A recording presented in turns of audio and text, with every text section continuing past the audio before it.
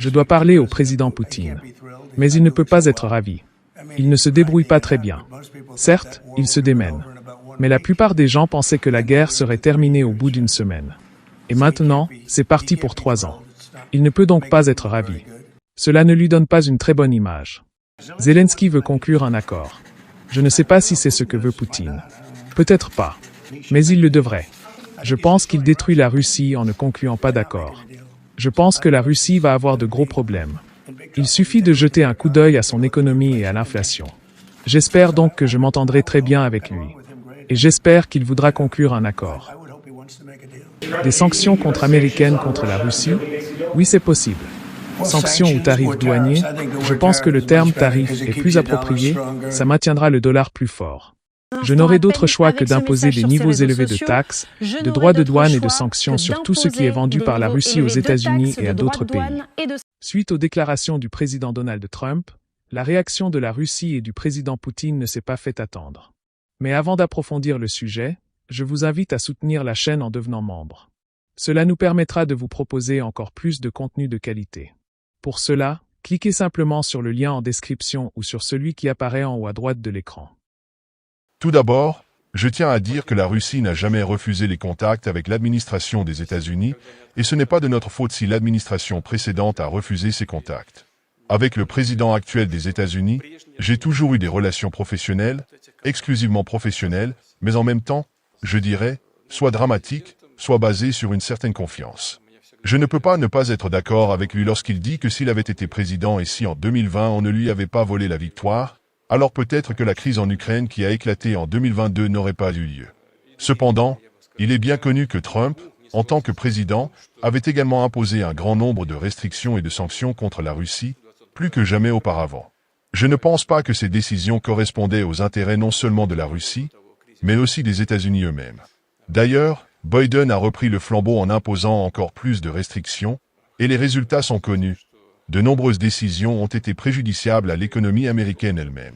Par exemple, affaiblir la puissance du dollar. L'interdiction pour la Russie d'utiliser le dollar, alors que nous ne nous sommes jamais refusés à l'utiliser, a été imposée par l'administration précédente. À mon avis, cette décision cause un dommage très sérieux aux États-Unis eux-mêmes. Mais sans entrer dans les détails, je dirais simplement que nous voyons les déclarations du président actuel concernant sa volonté de travailler ensemble. Nous avons toujours été ouverts à cela. Quant aux questions liées, disons, aux négociations, nous avons toujours dit, et je tiens à le souligner à nouveau, que nous sommes prêts pour ces négociations sur la question ukrainienne. Cependant, il y a des points qui nécessitent une attention particulière. Par exemple, le chef actuel du régime de Kiev, lorsqu'il était encore un chef d'État relativement légitime, a signé un décret interdisant toute négociation. Comment pouvons-nous établir des négociations si elles sont interdites? En ce moment, nous sommes dans les murs de l'université de Moscou. Par ma formation de base, comme vous le savez, je suis juriste, diplômé de la faculté de droit de l'université de Saint-Pétersbourg, ou plutôt de l'université de Leningrad à l'époque. Je peux vous dire que si des négociations commencent dans le cadre du système juridique actuel, elles seront, techniquement parlant, illégitimes. Cela signifie que les résultats de ces négociations pourraient également être déclarés illégitimes. Le régime actuel de Kiev reçoit volontiers des centaines de milliards de ses sponsors, excusez l'expression familière. Pour la simplicité des expressions populaires, comme on dit chez nous, ils dévorent avec plaisir ces centaines de milliards en échange de promesses, mais ils n'ont aucune hâte à suivre les instructions de leurs sponsors. Et nous savons qu'il y a de telles instructions. Ils ne se précipitent pas non plus pour annuler le décret interdisant les négociations. Mais je pense qu'en fin de compte, ceux qui financent tout cela devront les forcer à le faire, et je pense qu'ils n'auront pas d'autre choix que de le faire.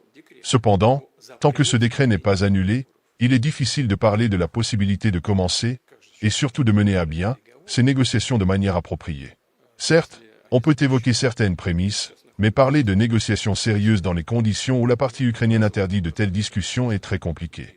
En général, avec l'administration actuelle, il pourrait y avoir de nombreux points de convergence pour rechercher des solutions sur les questions clés d'aujourd'hui, comme la stabilité stratégique ou les questions économiques. D'ailleurs, pourquoi pas? Nous sommes parmi les plus grands producteurs de pétrole au monde.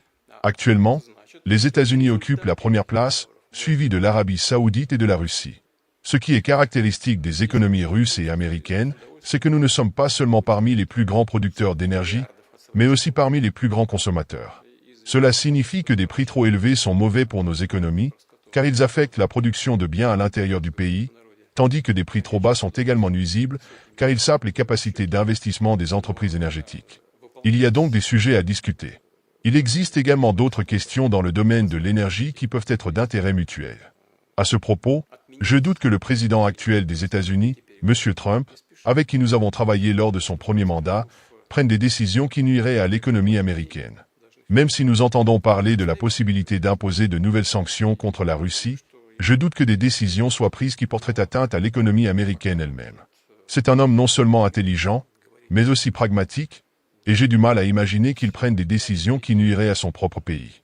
Par conséquent, il est probablement préférable que nous nous rencontrions, en tenant compte des réalités d'aujourd'hui, pour discuter calmement de tous les domaines qui présentent un intérêt tant pour les États-Unis que pour la Russie.